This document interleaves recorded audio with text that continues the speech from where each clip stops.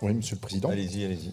Monsieur le Président, chers collègues, une RNR, Andier l'a très bien dit, c'est la mise en valeur d'une portion de territoire, de la mise en valeur du travail fait localement sur la valorisation d'un site, d'un espace par les acteurs locaux, les collectivités, associations environnementalistes, chasseurs, États, institutions, organisations universitaires, scientifiques, au service de toutes celles et tous ceux qui aiment la nature, naturalistes, ornithologues, randonneurs, mais aussi citoyennes et citoyens plus largement.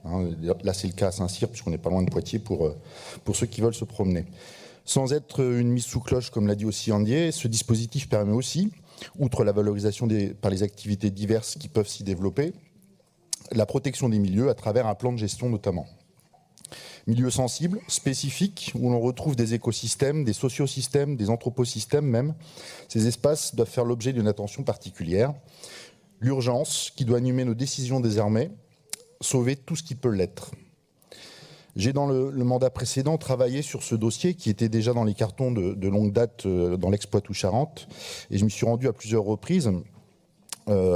Et comme à Saint-Cyr, et à la rencontre des acteurs, et nous avions lancé une première réunion officielle, c'était en février 2017, ce projet.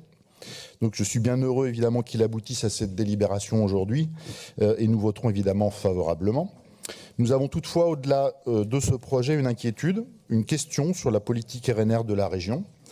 Mon collègue Stéphane Trifiletti l'a évoqué lors de ses propos liminaires ce matin. Nous avions fixé un objectif de 25 nouvelles RNR supplémentaires aux 9 déjà existantes d'ici à 2030.